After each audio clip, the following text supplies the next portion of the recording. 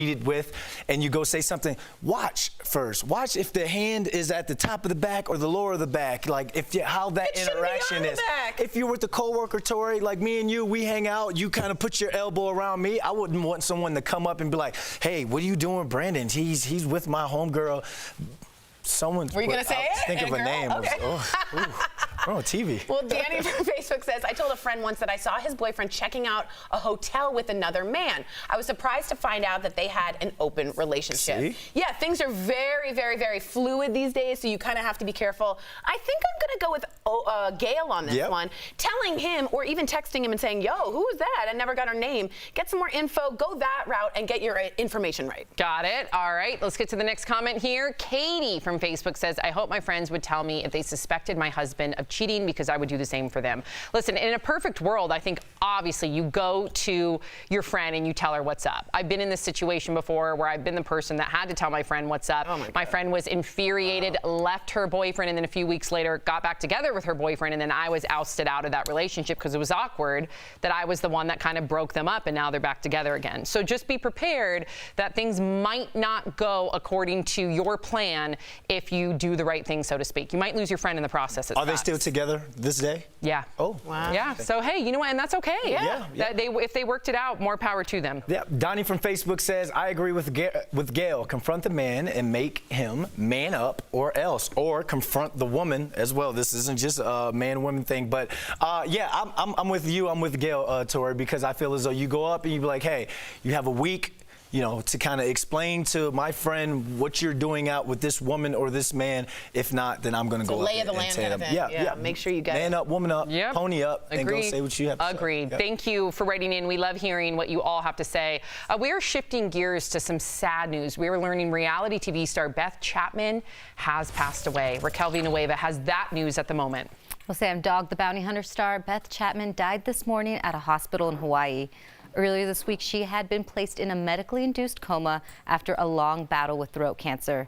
Beth rose to fame alongside her husband, Dwayne Dog Chapman, as a bounty hunter on a reality show.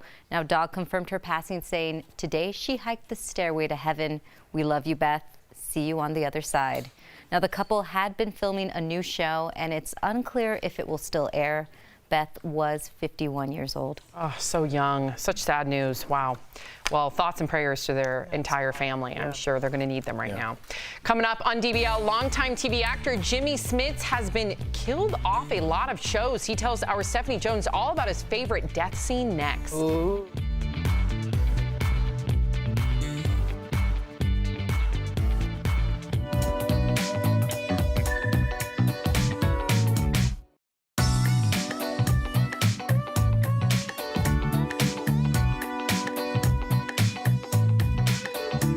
But you can at least see me because I'm wearing highlighter pink. I mean, it's a little much, but I love it. Also, pockets. Interesting. All right, you guys rest. Stacey Sorber, rest in peace, Beth.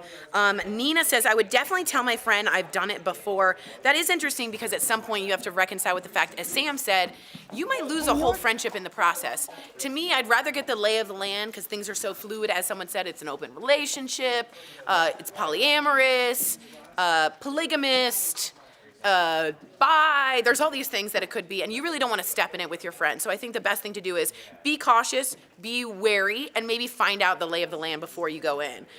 We were talking about just before this about the photograph that's been really hard to deal with, the immigrant photograph of two people, including a child, drowned, and today it's on the New York Times. And I say that because I hope you guys will go out and take a look at it. We're not going to show it on our show. It's a big graphic, but it's important you don't face away. What's so interesting about that photograph, and why do certain photographs make history and don't? The arm of the little girl is wrapped around. And so it's that sort of touching moment of like a hug that's really, really special and really, really powerful.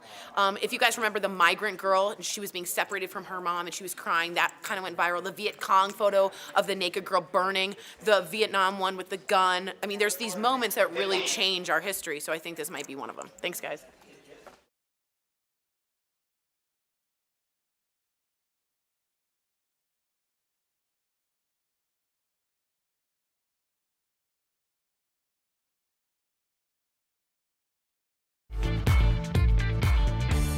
Welcome back to DBL. For the past 30 years, Jimmy Smits has been entertaining audiences on TV, in movies, and on stage. Well, he returns to primetime in Bluff City Law. And our own Stephanie Jones, I'm so jealous, got to sit down with the actor to talk about the new legal drama and much more at Denver's Series Fest. That's in today's Chatting with the Stars. All right, Jimmy, welcome to Daily Blast Live. How are you doing? Thank you. I'm great. Good to be here with you. We're going to talk to you about something not so nice, about the fact that you're always getting killed off in everything, love. Do you think that? Oh, Miami Vice, you died in the pilot. Yes. NYPD, your character was killed off.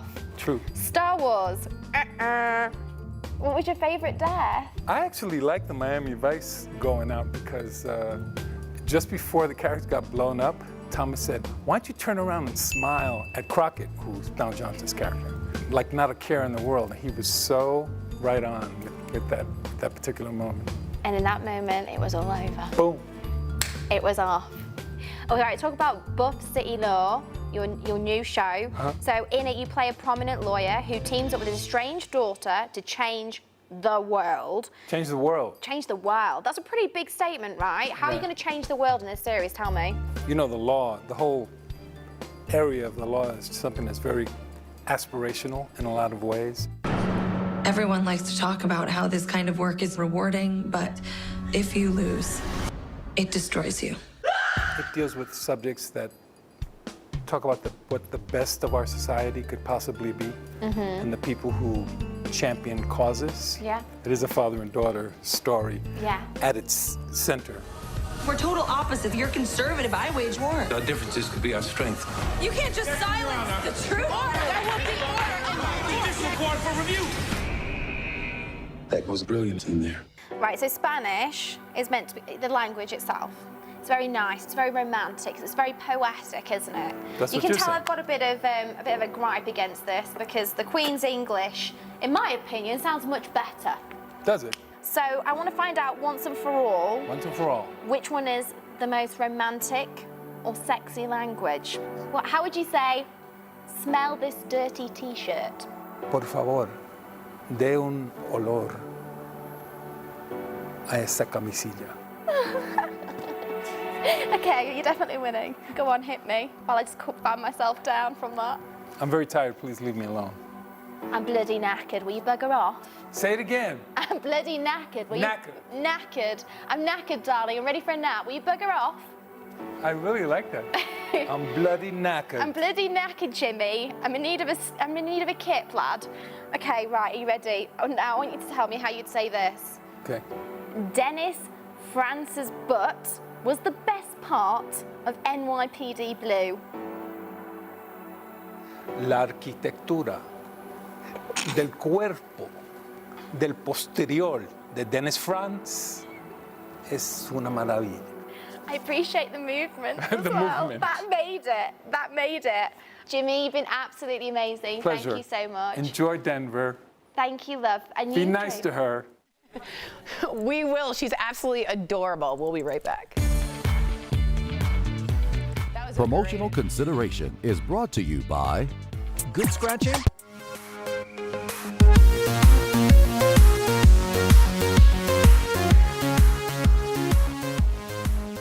Hi DBL Nation, it's Raquel here and I have your review of Toy Story 4. So to start off with, it's a Pixar movie, so you're going to cry. Bring some tissues, don't be like me and be awkwardly like kind of using your sleeves and trying to hide. It's a sad movie, it's heartbreaking, and I want you to know that up front, but that doesn't make it any less beautiful and funny. There's that sense of nostalgia with Woody and Buzz Lightyear and all the characters you've gotten to know, but there are some new fun characters. I gotta give a shout out to Keanu Reeves for his Evel Knievel inspired guy, Duke Kaboom, and Forky, which I never knew I could fall in love with a spork, but I have. I'm never gonna eat a salad the same after this. Anyway, the plot is fun and it's an adventure and your kids will enjoy it. You'll enjoy it. If you've seen the other Toy Stories, you'll have some Easter eggs to look forward to. And overall, it's a fun time, but again, it is very sad. It does deal with some tough subjects, but in the end, I think you're gonna leave the movie satisfied. Right now, it has a 99% fresh rating on Rotten Tomatoes, which makes it near perfect. I kind of agree with it. There are points where it was like a little slower than I'd like it to be. So, do you want to see it in theaters or do you want to wait to watch it at home? I actually am indifferent. It's going to be enjoyable either way. If you're a big fan of the Toy Story franchise, definitely go check it out now. But if you want to wait, you're not going to miss out on this big plot. Like if this was an Avengers movie, I'd say you have to see it in theaters or you're going to miss out on what everyone's talking about. But this one is a fun movie that you can enjoy with your family. Now, if your kids are seeing it for the first time and have never seen a Toy Story movie before, I don't think they'll feel lost. I think they'll feel like they fit right in and they'll like the characters and they'll like Woody. Even though I learned in this movie, he is quite old. Just wait for that scene and you'll find out there is a lot of action that takes place in an antique shop. So DBL Nation, let us know what you think of the movie using the hashtag DBLTake, and I'll see you in infinity and beyond. See ya.